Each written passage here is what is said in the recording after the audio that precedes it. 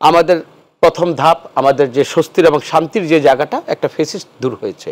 বাংলাদেশে আমরা অভ্যুত্থান ঘটিয়েছি, ভাইরা আমরা একসাথে সংগ্রাম করেছি, যুগপৎ আন্দোলন করেছি। শফিকুল যে পেশ সচিব, সে তো আরো আগ বাড়িয়ে বলেছেন কোনো শক্তি নেই এই নির্বাচন পিছিয়ে দেওয়ার বা এই নির্বাচন না হওয়ার। এদেশে গণতন্ত্র থাকবে কি থাকবে না সেই সিদ্ধান্ত এদেশের জনগণের সাথে করে আমাদেরকে নিতে হবে। আসসালামু আলাইকুম প্রিয় দর্শক, মাহবুব সৈকত প্রত্যেককে আমন্ত্রণ জানাচ্ছি মাই টিভি সংলাপে। দর্শক, আপনারা জানেন যে আমরা সংলাপ করি দেশের জন্য, আমরা সংলাপ করি দেশের মানুষের জন্য। সংলাপে যে অতিথিরা আসেন তারা আপনাদের মনের যে প্রশ্নগুলো থাকে সেই প্রশ্নগুলোরই উত্তর দেওয়ার চেষ্টা করেন। বিশেষ করে এখনকার দেশের অবস্থাটা কি, রাজনৈতিক পরিস্থিতি বা কি, আগামী নির্বাচন নিয়ে কিভাবে আগাচ্ছে কার্যক্রমগুলো, সবগুলো নিয়েই আমরা কথা বলি মাই টিভি সংলাপে। আজকে আমরা কথা বলবো রাজনীতিতে উত্তাপ, কতটা উত্তাপ নাকি নিরুত্তাপ সে বিষয়গুলো আমরা জেনে নিব অতিথিদের কাছ থেকে। স্টুডিওতে উপস্থিত রয়েছেন ডান পাশে কামরুজ্জামান রতন, বিএনপির সমাজ কল্যাণ বিষয়ক সম্পাদক, সাবেক ছাত্রনেতা। স্বাগত জানাচ্ছি রতন ভাই আপনাকে। এবং বাঁ পাশে রয়েছেন গণ অধিকার পরিষদের সাধারণ সম্পাদক এবং ছাত্রনেতা মোহাম্মদ রাশেদ খান। রাশেদ খান ছাত্রনেতা এবং এখন সাবেক ছাত্রনেতা এবং এখন জাতীয় নেতা। আপনাকেও স্বাগত জানাচ্ছি। Thank you. আমি রতন ভাই আপনাকে দিয়ে শুরু করি। একদমই, যদিও আমাদের শিরোনাম হচ্ছে রাজনীতি উত্তাপ, এই রাজনীতি ওভারঅল যে রাজনীতি সেটির কথাই আমরা বলছি, কারণ এর মধ্যে ছাত্র রাজনীতিরও একটা ব্যাপার রয়েছে। ইতিমধ্যেই আমরা দেখেছি যে বেশ কয়েকটি ঘটনা এই কয়েকদিনের মধ্যে ঘটে গিয়েছে। চট্টগ্রাম ইউনিভার্সিটি কিছুটা অশান্ত, আমরা কৃষি ইউনিভার্সিটিতে দেখেছি অশান্ত, ঢাকা বিশ্ববিদ্যালয়ে চলমান যে ডাকসু নির্বাচন সেখানের স্থগিতাদেশ এসে আবার যদিও কেটে গেল শঙ্কা আজকের, তো সেটির মধ্য থেকে আবার দেখেছি যে ছাত্রদল এবং ছাত্র শিবির আলাদা করে আজকে বিক্ষোভ দুই জায়গায় হয়েছে। এই বিষয়গুলো এছাড়া এই কথাগুলোর মধ্যে হঠাৎ করে কয়েকদিন আগে ঘটে গেল আজকে যে দলের প্রতিনিধি রয়েছে সাধারণ সম্পাদক রাশেদ খান, গণ অধিকার পরিষদের উপরে হামলা হয়েছিল এবং আজকে তারা আবার বিক্ষোভও করেছে সর্বশেষ। তো সবগুলো বিষয় নিয়েই কথা বলি রতন ভাই। সেটি হচ্ছে যে এই যে বিশ্ববিদ্যালয়গুলোর পরিস্থিতির এর জের কিংবা শান্ত অবস্থায় আসবে না, অনেক সময় আমরা দেখেছি যে জাতীয় রাজনীতিতে পরবর্তীতে উত্তপ্ত অবস্থা হয়ে যায় এই বিশ্ববিদ্যালয় কিংবা শিক্ষার ক্ষেত্রে একটা অশান্ত অবস্থা তৈরি হয়ে এটি চলে আসে রাজপথেও, সেদিকে কোনো টার্ন নিচ্ছে কিনা? আপনাকে ধন্যবাদ। বিশেষ করে একটা চরম, একটা অস্থির এবং ক্রাইসিস সময়ের মধ্যে নূর ভাইয়ের অনুপস্থিতিতে রাশেদ খান যেভাবে দলকে সংগঠিত করে, বিশেষ করে 3 দিন আগে এই নূরের উপর যে বর্বরচিত যে হামলাটা, আসলে এটাকে মানা যায় না। আমরা যেই পরিস্থিতির জন্য নূর পূর্বে 21 বার যে মাঠটা খেয়েছে, ওনারা যেভাবে নির্যাতিত হয়েছে, এই পরিবেশে আমাদের একটা প্রত্যাশার জায়গায় এসে চূড়ান্ত একটা দোরগোড়ায় কিন্তু আমরা বসে ছিলাম। সেটা হলো নির্বাচনের মাধ্যমে দেশে একটা রাজনৈতিক পরিবেশ, একটা সহমর্মিতা, সহনশীলতা এবং সমমর্যাদার ভিত্তিতে আমাদের যে বেসিক কিছু যে ফান্ডামেন্টাল যে রাইটসগুলো আমাদের নাগরিকের মধ্যে পাওয়া উচিত, এটা নিয়ে কিন্তু আমরা সংগ্রামের একটা সফলতার মধ্যে আমরা ছিলাম এবং এটা 1 বছর পূর্বেই আমরা সেটা অর্জন করেছি। এখন ওই অর্জনের পরে আমাদের কোন ধাপে আমরা কোথায় যাব? আমাদের প্রথম ধাপ, আমাদের যে স্বস্তির এবং শান্তির যে জায়গাটা, একটা ফেসিস্ট দূর হয়েছে। তারপরে আমরা নির্বাচনের মাধ্যমে আমরা একটা গণতান্ত্রিক সরকার, এই প্রত্যাশায় ছিলাম। তো আমাদের সেই প্রত্যাশার জায়গাটায় আমরা যখনই একটা নির্বাচনের হলো একমাত্র সেখানে বাহন, এই বাহনের বৈতরণী পার হয়েই কিন্তু আমরা আগামী দিনের রাষ্ট্র শাসনে আমরা কিন্তু যেই দল ক্ষমতায় আসবে, জনগণ যাকে ক্ষমতায় বসাবে এবং সেখানে যদি অংশীজন হয়, সেখানে আমার দল জাতীয়তাবাদী দল, আপনি জানেন 31 দফা আমরা দিয়েছি, সেইখানে সম্মিলিত সবাইকে নিয়ে একটা রাষ্ট্র গঠন করে একটা সম্মিলিত প্রয়াসের মাধ্যমে আগামী দিনের রাষ্ট্র গঠন এবং রাষ্ট্র পরিচালনার ক্ষেত্রে আমরা সহমর্মিতা, সমমর্যাদা দিয়েই কিন্তু অপরাপর সমস্ত সংগঠনগুলোকে কন্টিনজেন্সি নিয়েই আমরা একটা ঐক্যমতের সরকার গঠন যেখানে আমরা করব, এই ব্যাপারে আমরা বদ্ধপরিকর ছিলাম। এখন দেখেন, বাংলাদেশে একদিকে প্রধান উপদেষ্টা উনি নির্বাচনের একটা ডেট ফিক্স আপ করে দিয়েছেন আগামী ফেব্রুয়ারিতে। তারপর এখানে আইন উপদেষ্টা উনি বলেছেন কোনো ক্রমে নির্বাচন হওয়ার কোনো ব্যত্যয় হবে না। শফিকুল যে পেশ সচিব, সে তো আরও আগ বাড়িয়ে বলেছেন কোনো শক্তি নেই এই নির্বাচন পিছিয়ে দেওয়ার বা এই নির্বাচন না হওয়ার। তো আমরা কিন্তু এদেশের জনগণ কিন্তু কথা মালার চেয়ে সত্যিকার অর্থে আপনার নির্বাচনটাকে কিভাবে এগুচ্ছে, নির্বাচন কমিশনটা কিভাবে ফাংশন হচ্ছে, নির্বাচন সুষ্ঠুভাবে করবার জন্য অর্গানিক যে বডিগুলোতে এটার সাথে জড়িত সবগুলো বডি কিভাবে ফাংশন করছে। সেই ক্ষেত্রে দেখেন সবচেয়ে বাংলাদেশে আইন প্রয়োগকারী সংস্থা এইটার উপর মানুষের কেমন যেন একটা অনাস্থা নয়, একটা ভীতির কোনো জায়গায় এই আইন প্রয়োগকারী সংস্থাটা নেই। অথচ এই আইন বাংলাদেশে এই আইন শৃঙ্খলার পরিস্থিতি যদি আমরা একেবারে কন্ট্রোলের মধ্যে না আসতে পারি, সেইখানে আপনি দেখেন অস্ত্র উদ্ধারের একটা ব্যাপার আছে। তারপর এইখানে যতগুলো সাব ফ্যাক্টর, যতগুলো আমাদের নির্বাচন সুষ্ঠু করার জন্য যতগুলো আমাদের আনুষঙ্গিক, যতগুলো আমাদের নির্বাচনের সাথে কন্ডাক্ট করার মতো যতগুলো আমাদের বডি এখানে কাজ করবে, সবাই কিন্তু একযোগে কাজ করতে হবে। সেই ক্ষেত্রে আমি প্রধান বাধা এখন দেখছি দেশের আইন শৃঙ্খলা পরিস্থিতির চরম অবনতি। সেটা চিটাং বিশ্ববিদ্যালয় বলেন, নূরের উপর হামলা বলেন, সেইখানে আইন প্রয়োগকারী সংস্থা, আমরা বললাম তো যে ফেসিস্টের আমলে যদি নূরের উপরে হামলাটা, তখন তো আমরা মেনেই নিয়েছি, মরতে মরতেই কিন্তু সংগ্রামের মধ্যে দিয়ে কিন্তু আজকে নূর রাশেদরা জন্ম নিয়েছে। পরবর্তী এনসিপিতে যারা এসেছে, আমাদের ছাত্রদল, ছাত্র শিবিরের মধ্যে সবাই কিন্তু এই প্রজন্মটা কিন্তু সংগ্রামের কাফেলায় কিন্তু যে যার জায়গা থেকে কিন্তু রাজনৈতিকভাবে কিন্তু একটা পরিপক্কতা এবং অনেক কষ্টের বিনিময়ে কিন্তু তাজা কিছু প্রাণের বিনিময়ে কিন্তু আমরা আজকে এই জায়গাটা এসেছি।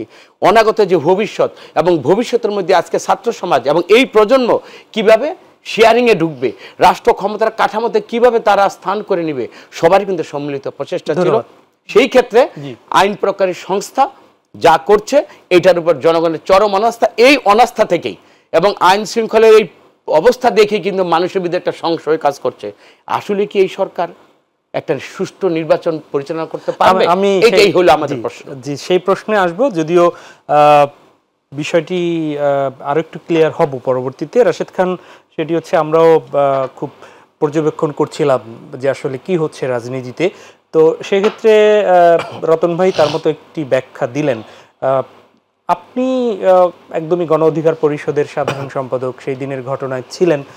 সবকিছু মিলে সরকারের পক্ষ থেকে সাথে সাথে দুঃখ প্রকাশ করা, পদক্ষেপ নেওয়া, সেটিকে নিশ্চয়ই সাধুবাদ জানানোর যোগ্য। কিন্তু এই পরিস্থিতিটা কি অপরিহার্য ছিল? এটিকে কি আপনারা মনে করলেন যে কারো অতি উৎসাহের ফল, নাকি নির্বাচনের সাথে নির্বাচন নিয়ে কোনো জটলা পাকানোর কোনো কিছু দেখছেন? আপনাদের এই 3 দিন পরে এসে নিশ্চয়ই অনেকগুলো ক্লু আপনাদের সামনে আসার কথা। কতটুকু বলতে পারবেন আমি জানি না সরাসরি, একটু তারপরও শুনতে চাই। ধন্যবাদ, সবাইকে শুভেচ্ছা। দেখেন, আমি যেটা ধারণ করি আমি সেটাই বলি, এবং কেন বলতে পারবো না, না বলতে পারার কি আছে? বাংলাদেশে আমরা অভ্যুত্থান ঘটিয়েছি, ভাইরা আমরা একসাথে সংগ্রাম করেছি, যুগপৎ আন্দোলন করেছি। এই বাংলাদেশ তো আমাদের দেশ। এই বাংলাদেশকে কিভাবে আমরা গঠন করব, এদেশের সংস্কৃতি কি হবে, এদেশের মানুষের কতটুকু উন্নয়ন হবে, এদেশের গণতন্ত্র থাকবে কি থাকবে না, সেই সিদ্ধান্ত এদেশের জনগণের সাথে করে আমাদেরকে নিতে হবে। আমরা কি গণতন্ত্র প্রতিষ্ঠা করব নাকি সমাজতন্ত্র প্রতিষ্ঠা করব, সেই সিদ্ধান্ত কে নিবে? আমরা নিব, জনগণ নিবে। আমরা কি ধর্ম নিরপেক্ষ রাষ্ট্র হব, নাকি আসলে ধর্মের প্রতি আমাদের এক ধরনের আপনার সহনশীলতা থাকবে, ধর্মীয় সম্প্রীতি থাকবে, এটা আলোচনা করে সিদ্ধান্ত নিতে হবে। যেমনিভাবে ঐক্যমত কমিশন আমাদের সাথে আলোচনা করছে রাষ্ট্র সংস্কার নিয়ে এবং কোথায় কতটুকু পরিবর্তন করতে হবে সেই বিষয়গুলো নিয়ে, এবং সরকারও আমাদের সাথে কিন্তু আলোচনা করছে। দেখেন, এই সরকারকে যদি আমরা ধারণ না করতাম তাহলে কিন্তু সরকারের সাথে বসতাম না। গতকালও প্রধান উপদেষ্টা আমাদের সাথে বৈঠক করেছেন এবং সেখানে আমাদের দল গণ অধিকার পরিষদের সাথে আলাদাভাবে বৈঠক করেছে একটি। সেখানে নুরুল হক নূরের সহধর্মিণী ছিল, আমি ছিলাম, এবং আমাদের দলের আরেকজন নেতা হাসান আল মামুন, সেও ছিল। এছাড়া তার আগে বিকাল 5টায় 7টি রাজনৈতিক দল এবং হেফাজতে ইসলাম একটি সংগঠন হিসেবে এই 8টি স্টেক হোল্ডারের সাথে বৈঠক করেছে। সেখানে একমাত্র এজেন্ডা ছিল নির্বাচন। তবে এই এজেন্ডা থাকলেও আমরা বিভিন্ন বিষয়ে কথা বলেছি। কয়েকটি দলের নেতা নুরুল হক নূরের উপর যে হামলা হয়েছে এইটাকে তারা খুব অশনি সংকেত হিসেবে দেখছে। আজকে নুরুল হক নূর, আগামীকাল ভাই, তারপরে আপনি, অর্থাৎ এইটা একটা টেস্ট কেস, দেখা যে কি প্রতিক্রিয়া ব্যক্ত হয়। নুরুল হক নূর জুলাই গণ অভ্যুত্থানের অন্যতম একজন নেতা জি এবং তিনি এই অভ্যুত্থানে অ্যারেস্ট হয়েছেন। সেনাবাহিনীর কতিপয় সদস্য এবং পুলিশের কতিপয় সদস্য দেখবেন নুরুল হক নূরের উপরে উপর্যুপরি আঘাত করতেছে। কেন, কি উদ্দেশ্যে? সেনাবাহিনীর একজন সদস্য প্রথমে এসে এইভাবে একটা লাঠি দিয়ে নুরুল হক নূরের বুকে আঘাত করলো, এরপরে নুরুল হক নূর পড়ে গেল। চারিপাশ থেকে সেনাবাহিনীর কতিপয় সদস্য, পুলিশের কতিপয় সদস্য একসাথে আঘাত করলো। দেখেন, এই ঘটনায় অনেকে আমাদেরকে বলছে যে সেনাবাহিনীর নামটা উচ্চারণ না করার জন্য। ঘটনা ঘটিয়েছে সেনাবাহিনীর কতিপয় সদস্য, অথচ আমাকে বলা হচ্ছে তুমি বলো যে আইন শৃঙ্খলা বাহিনী। সেনাবাহিনীর নাম মুখে নেওয়া যাবে না কেন? কি কারণ? কিসের এত ভয়? সেনাবাহিনীর একটি বড় অংশ এই জুলাই গণঅভ্যুত্থানে আমাদের পক্ষে ছিল। আমি সেই কথা বারবার বলেছি। আপনার এই টকশোতে আমি অসংখ্যবার উপস্থিত হয়েছি, বলেছি না? আপনি সাক্ষী, বলেছি না? জি জি বলেছেন। যে সেনাবাহিনীকে নিয়ে যারা বিতর্ক সৃষ্টি করছে তারা আসলে এক ধরনের অপরিপক্ষ, বলেছি না? কতবার বলেছি। এমনকি যখন আসলে বলা হয়েছে সেনাবাহিনীর ট্রেনিং নাই, ঘিলু নাই, অস্ত্র নাই, নানা ধরনের কথাবার্তা বলা হয়েছে, আমরা প্রতিবাদ জানিয়েছি। আমরা এখনো প্রতিবাদ জানাই এবং এখনো বলছি যে এই হামলাকে কেন্দ্র করে আমি পুরো বাহিনীকে কলুষিত করতেছি না, দায়ও দিতে চাই না। কিন্তু যদি বিচারটা না হয় তাহলে কিন্তু অটোমেটিক্যালি মানুষের কাছে কিন্তু এক ধরনের ঘৃণা তৈরি হয়। যেমনিভাবে পুলিশের প্রতি মানুষের অনেক অভিমান রয়েছে, ক্ষোভ রয়েছে, ঘৃণা রয়েছে, সত্যি কিনা? আপনি নিজে সাংবাদিক হিসেবে আমার থেকে বেশি জানার কথা। যে পুলিশের বেতন দেওয়া হয় জনগণের ভ্যাট এবং ট্যাক্সের টাকায়, যে পুলিশের খাবার থেকে শুরু করে পোশাক, বুট, লাঠি, অস্ত্র সব কিন্তু আমার আপনার ট্যাক্সের টাকায়, সেই পুলিশ যখন আমার আপনার বুকে গুলি চালায় সেটা কি আমি আপনি মানতে পারি? ঠিক একইভাবে সেনাবাহিনীর কতিপয় সদস্য যে হামলাটা করেছে, আমাদের কার্যালয়ের সামনে আমরা প্রেস ব্রিফিং করছিলাম, সেই প্রেস ব্রিফিং চলা অবস্থায় এই ধরনের ঘটনা ঘটেছে। এক, দ্বিতীয়ত এরপরে আমাদের কার্যালয়ের মধ্যে ঢুকে একই ধরনের তাণ্ডব চালিয়েছে।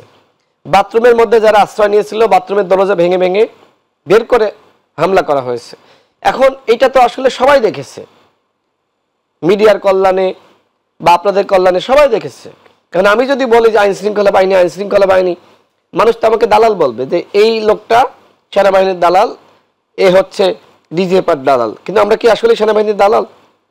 আমরা কি আসলেই ডিজিএফআর দালাল? ডিজিএফআর কাছ থেকে, সেনাবাহিনীর কাছ থেকে, গণ অধিকার পরিষদের কোনো নেতা বা দলগতভাবে আমরা 1 টাকা সুবিধা নিয়েছি কেউ প্রমাণ করতে পারলে, এই যে এখন তো বলছি, প্রতিবাদ করতেছি না, যদি দুর্বলতা থাকতো বাইরে আসতো না। হ্যাঁ, বিভিন্ন সময় বিভিন্ন জন অফার দিয়েছে, এটা সত্য। যে এমনকি 24 সালের নির্বাচনে ডিজিএফআর একজন, তার নাম কর্নেল সরোয়ার, আমি নাম সহ বললাম, সে আমাদেরকে এমপি হওয়ার অফার দেয়। আমাদের 3 জনকে একদম একসাথে বসিয়ে, মেজর জেনারেল ইব্রাহিম, আমি রাশেদ খান, নুরুল হক নূর, আমরা 2 জন নির্বাচনে যাইনি। ওই মেজর ইব্রাহিম সাহেব কিন্তু ঠিকই চলে গেছে, কারণ আমরা রাজনীতি করি দেশের মানুষের কল্যাণে, মানুষের জন্য। আর ইব্রাহিম সাহেবেরও রাজনীতি করেছে নিজের আখের গোছানোর জন্য। সুতরাং আমি শেষ করি, নুরুল হক নূরের উপর যে হামলা হয়েছে এটা অনাকাঙ্ক্ষিত। সরকার প্রধান যেটি বলেছেন যে এই ছেলেটি ছাত্রলীগের সময়ে, আওয়ামী লীগের সময়ে এতবার মার খেয়েছে, এখন আমরা ক্ষমতায়, সে গণ অভ্যুত্থানের অন্যতম নেতা, সে যদি এইভাবে আমাদের সময় মার খায়, এটা লজ্জাজনক, আমাদের জন্য দুঃখজনক, এই সরকারের জন্য এটা বিব্রতকর। এই কথা তিনি নিজে বলেছেন। এবং আমি বলেছি যে আসলে কি আপনারা দেশ চালাতে পারতেছেন? আপনাদের কথা কি বিভিন্ন বাহিনীতে যারা আছে, আমলারা যারা বিভিন্ন দপ্তরে, সেক্টরে, সরকারি কর্মকর্তারা শুনতেছে? আমাদের কাছে মনে হচ্ছে যে আপনারা একটি সরকার যেটা দৃশ্যমান এবং এই রাষ্ট্রযন্ত্রের অন্তর্ভুক্ত আরেকটি সরকার রয়েছে যেটাকে বলা হচ্ছে অদৃশ্য সরকার। সেই অদৃশ্য সরকার আপনাদের কথা শুনতেছে না, যে কারণে আপনারা আসলে দেশ চালাতে পারতেছেন না। আপনারা নুরুল হক নূরের প্রতি সহানুভূতি জানিয়েছেন, কিন্তু একজন আসামিকে গ্রেপ্তার করতে পারেন নাই। সরকার যে দুর্বল, সরকার নিজেও স্বীকার করে, সরকারের অসংখ্য লিমিটেশন রয়েছে। এখন তাই বলে কি আমরা এই সরকারের পদত্যাগ দাবি করব না? আমরা তারপরে বলছি যে এই সরকারের অনেক ভুল আছে, কিন্তু তারপরেও এই সরকার যদি ব্যর্থ হয় তাহলে সব থেকে ক্ষতিগ্রস্ত এই গণ অভ্যুত্থানের স্টেক হোল্ডার আমরা যারা রয়েছি আমরা হব। সুতরাং সমালোচনা থাকবে, সরকারের ভুলগুলো নিয়ে আমরা কথা বলবো, সরকারকে আমাদের সহযোগিতা করতে হবে। আমি সর্বশেষ বলতে চাই, ভাই নুরুল হক নূরের অত্যন্ত ঘনিষ্ঠ একজন ব্যক্তি, তার সাথে সবসময় উঠা বসা, বন্ধু মহলের একজন। তিনি নুরুল হক নূরের প্রতি যে সহানুভূতি দেখিয়েছেন, পুরো বাংলাদেশের মানুষ এই সহানুভূতি দেখিয়েছে, প্রধান উপদেষ্টা দেখিয়েছে, রাষ্ট্রপতি দেখিয়েছে, অন্যান্য অনেকে দেখিয়েছে, সরকারি উপদেষ্টারা দেখতে গেছে। তারপরেও এখনো পর্যন্ত বিচারটা কতটুকু হবে উই ডোন্ট নো। আজকে সরকারের পক্ষ থেকে একটি কমিটি গঠন করা হয়েছে, কিন্তু আমার এক ধরনের সন্দেহ এবং সংশয় রয়েছে, আসলে কি সরকার বিচার করতে পারবে? এই সংশয়ের আসলে উত্তর সংশ্লিষ্টরাই দিতে পারবে, এবং আমরাও নিশ্চয়ই গভীর উদ্বিগ্ন, এবং নুরুল হক নূর বা ঢাকা বিশ্ববিদ্যালয়ের সাবেক ভিপি, তার উপরেই এই ধরনের হামলায় আমরাও আসলেই এটি নিন্দা জানানোর ভাষা নেই। ভাই, যে আলোচনায় ছিলাম সেটি হচ্ছে বারবার আসছে যে সরকারের ভিতর সরকার, আইন শৃঙ্খলা বাহিনীর যে পরিবর্তন কিংবা সংস্কার, সেই জায়গাটা নিয়ে আইন শৃঙ্খলা পরিস্থিতির হতাশা নিয়ে সেই জায়গাটায় এখনো আপনারা রয়েছেন। তো সেই অবস্থায় নির্বাচনী রোডম্যাপও ঘোষণা হয়ে গেল, তো সেই এবং সে তার দাবিগুলো আপনাদেরই ছিল। তো সেই অবস্থায় আসলে সামনের দিনগুলো আগানোর ক্ষেত্রে কতটা স্মুথ হবে বলে মনে করছেন? আপনি দেখেন, এই রাশেদ খান উনি বলছিলেন যতগুলো সমস্যা, যে একটা অদৃশ্য সরকারের ভিতরে সরকার, এটা গতকাল ওনারা যখন প্রধান উপদেষ্টার সাথে যখন দেখা করতে গেল, তো এই প্রশ্নটা কখন আসে, এটা তো শুধু রাশেদ খান বলেননি, এর আগে আমরা আসিফ নজরুল মহোদয় ওনার কাছ থেকে কিন্তু আমরা শুনেছি যে সরকারের ভিতর আর একটা ঘাপটি মেরে সরকার আছে। এখন বলি, একটা গুণগত পরিবর্তনের জন্য কিন্তু রাষ্ট্রের বিভিন্ন একটা প্রত্যাশা জনগোষ্ঠী এই মানুষগুলো করেছে, কিন্তু এখন দেখেন একটা হলো আইন শৃঙ্খলা পরিস্থিতি। আজকে এই গুলশান বনানীতে আমি জানি অন্য ঢাকার অবস্থাটা 3 ঘন্টা একটা জার্নি ছিল। আমার আজকে বসুন্ধরার ভিতরে একটা টিভি চ্যানেলের শো ছিল, ওইখানে ওই 2 জন আসতেই পারেনি। তো এই যে অবস্থাটা, তারপর দেখেন দ্রব্যমূল্য ঊর্ধ্বগতি, এই রোদের মধ্যে আপনি দেখেন এই যে মা বোনেরা যেভাবে লাইনে দাঁড়িয়ে ওএমএসের যে খাদ্য, কখন এই মানুষগুলো এইভাবে রাস্তায় দাঁড়িয়ে ঘন্টা পর ঘন্টা লাইনে দাঁড়ায়, তার মানে সামগ্রিক আমাদের যে উন্নতিটা, জনগণের যে প্রত্যাশা, এটা কিন্তু পূরণ হয়নি। এখন আসেন বারবার এই যে নূরের উপর যে আঘাতটা, এটাকে কিন্তু আপনি যদি স্বাভাবিক কোনো আঘাত মনে করেন, এবং এইটার যদি সমাধান, বা আমরা জানি বিচার বিভাগীয় একটা তদন্ত এটা হয়েছে, এই তদন্তের মধ্যে দিয়ে আসলেই যারা শাস্তি, 2-1 ব্যক্তির জন্য আমাদের সেনাবাহিনীটা এটা একটা সার্বভৌমত্বের, তারাই তো আমাদের সবচেয়ে বেশি শক্তি, আমাদের সম্মানের জায়গা। আমি একটু বুঝতে চাই সেটি হচ্ছে যে, হ্যাঁ, তদন্ত কমিটি হয়েছে, তারা তো রিপোর্ট দিবেন, তারা কি রিপোর্ট দিবেন যে কি কারণে এটা করলো সেটি, নাকি আঘাত যে করেছে কিংবা এই ঘটনাটা যে ঘটেছে সেটি তো জাজমেন্ট, সেটি তো আসলে অদৃশ্য করার কোনো সুযোগ নেই, সেটি তো দৃশ্যমানই হয়েছে। দৃশ্যমান যে কাদের উপর আঘাত, ওদিন আমি স্পষ্ট বলেছি, জি, আঘাত হয়েছে, তার আঘাতটা যে খেয়েছে তার ওই ব্যক্তি নূর এবং তার পরিবার, বা আমরা যারা নূরকে আমরা ফিল করি,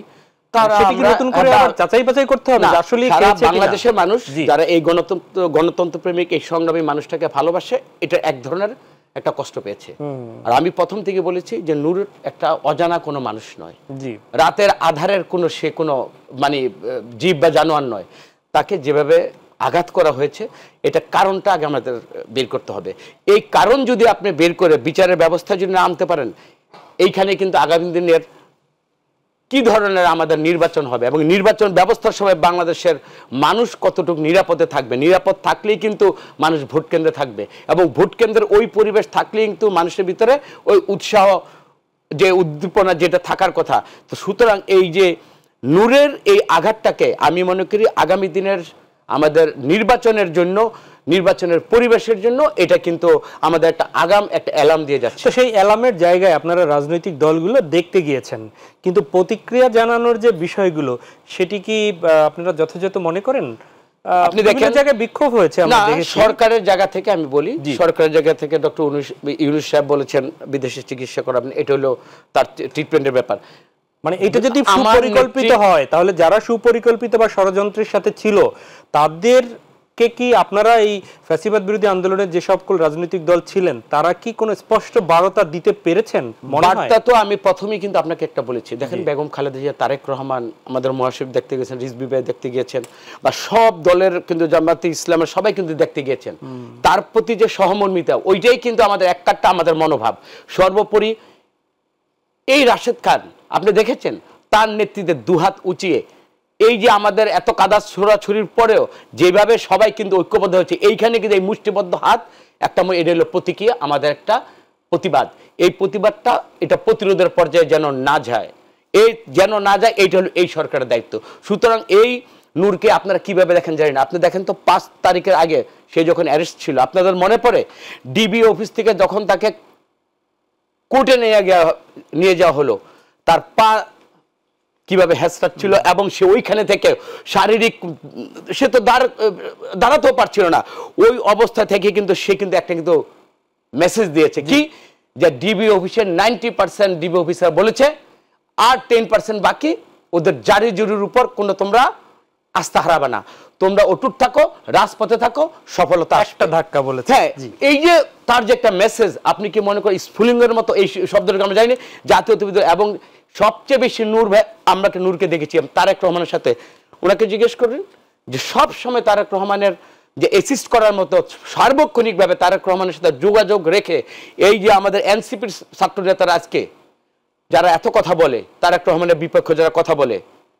বিশ্বাস করুন ওই সময় তারেক রহমান কিভাবে সাপোর্ট করেছেন, আমার মুখ দিতে আমি বলবো না, ওনাদের মুখ থেকে শোনেন এই সংগ্রামী কাফেলায় তারেক রহমান তার অবস্থান থেকে এই সংগ্রামী কাফেলাকে এগিয়ে নেওয়ার যাওয়ার জন্য যেই ইস্পাত কঠিন ঐক্য ছিল, আমি মনে করি আগামী দিনের নির্বাচন এবং আগামী দিনের যে আমাদের জাতীয় ঐক্যমতের ভিত্তিতে একটা সরকার গঠন হবে, সেইখানে কিন্তু এই সমস্ত নেতৃবৃন্দকে সাথে নিয়েই কিন্তু আগামী দিনের রাষ্ট্র বিনির্মাণ হবে। তারেক রহমান কিন্তু এদিকেই চাচ্ছে, এবং এইটাই কিন্তু এখনো তার মনোভাবের মধ্যে, এবং নূরের এই বর্বরচিত হামলার পরেও কিন্তু তার মনোভাব, এবং আমার মহাসচিব গিয়ে বলেছেন নূর সাহেবকে যে এইখানে আপনার সরকারি চিকিৎসার পাশাপাশি যা লাগবে আমাদের সবাই করব। সুতরাং তার প্রতি সহমর্মিতাই কিন্তু এর মানে এর বহিঃপ্রকাশ। ধন্যবাদ। রাশেদ খান, 4000 এএসআই নিয়োগ হচ্ছে, তার মধ্যে 50% সরাসরি এবং 50% হবে হচ্ছে নিচের যারা আছে তাদের প্রমোশন, এবং এটাকে জাতীয় নির্বাচনকে লক্ষ্য রেখেই বা টার্গেট করি এই নিয়োগটা হবে, এটি বলা হয়েছে। আজকে আইন শৃঙ্খলা পরিস্থিতির উন্নতি কিংবা যে প্রত্যাশা বা লেভেল প্লেইং ফিল্ড কিংবা ভোটের পরিবেশ তৈরিতে এটা কতটুকু ভূমিকা পালন করবে, বা কতটা নিরপেক্ষভাবে এই নিয়োগগুলো হবে বলে মনে করছেন? আপনারা বিভিন্ন সময় অভিযোগ করছিলেন যে না, এখনো টাকার খেলা চলছে।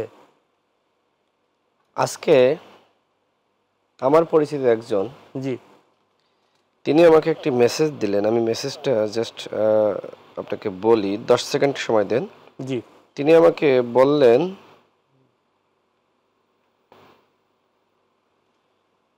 জাস্ট এতটুকু তিনি আমাকে লিখেছেন যে দুর্যোগ ও ত্রাণ মন্ত্রণালয়ের অফিস সহকারী পদে চাকরি, এই চাকরির জন্য নাকি 20 লাখ টাকা দেওয়া লাগছে।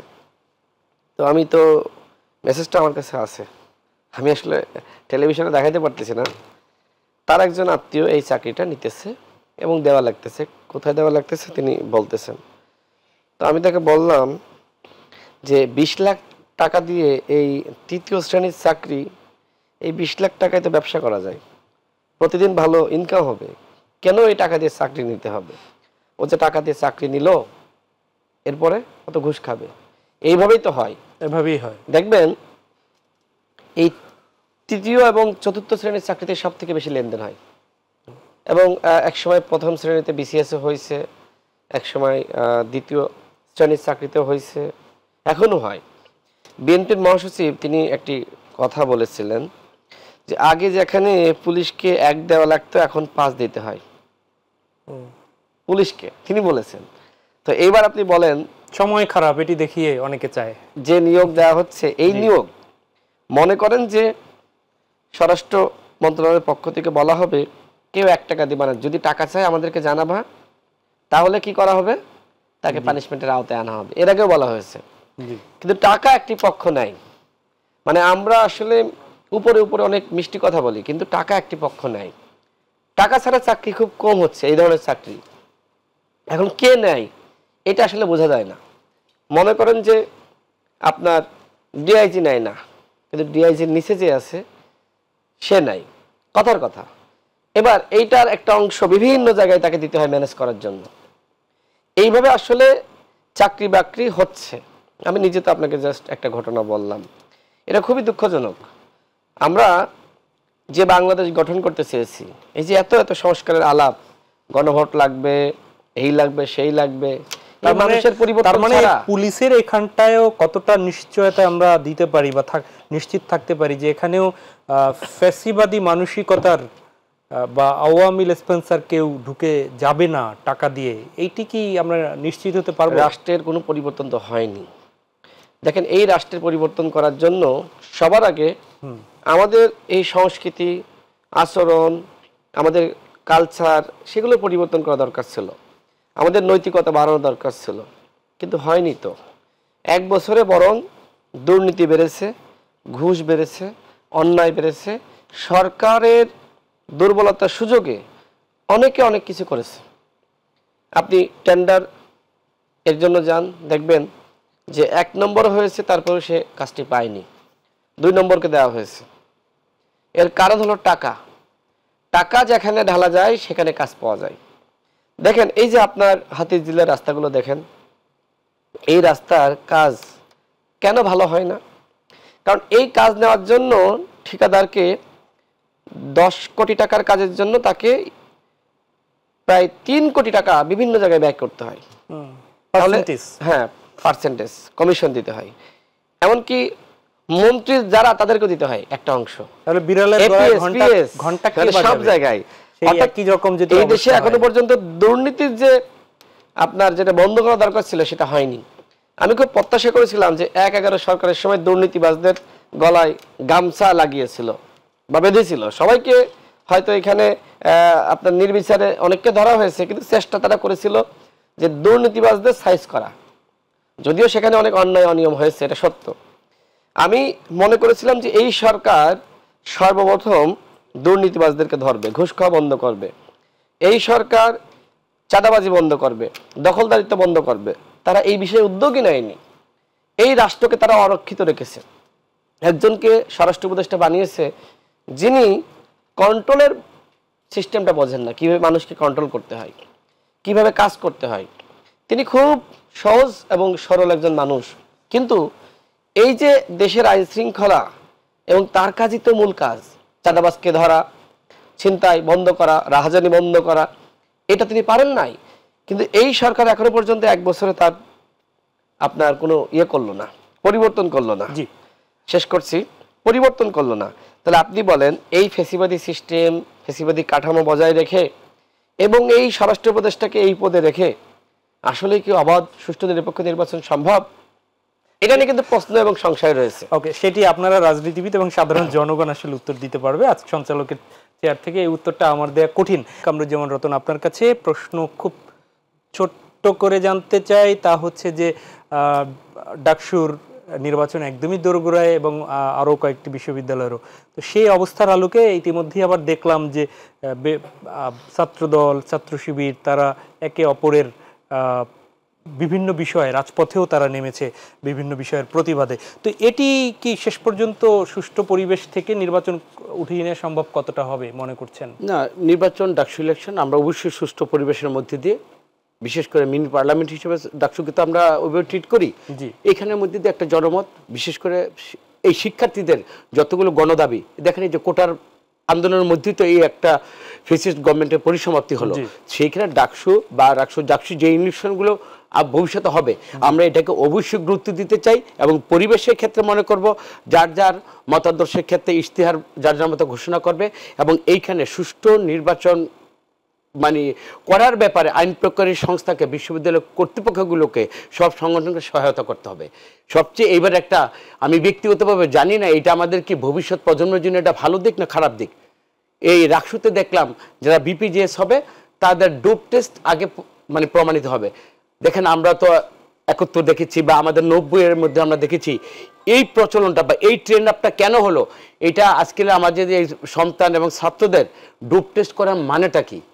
তো এই যে সমস্ত কিছু পঙ্কিলতা এবং সমাজের আপনি মধ্যে কি যে ইতিবাচক দেখছেন না মানে নেতিবাচক ভাবে দেখছেন? এটা আমি কখনই, এটা আমাকে ইতিবাচক কেন বলবো? ডোপ টেস্ট কখন হয় মানুষের? একটা প্লেয়ারদের হবে বা একটা মানুষ, বলতে আমার দ্বিধা নেই, এটা যখন এডিক্টেড হয় তাদেরকে আমি জানি, তাদেরকে মানে ডোপ টেস্ট করা হয়। আমি বিশ্বাসই করতে চাই না আমাদের ছেলের সন্তানরা এইভাবে এদিকে আসক্ত হয়েছে।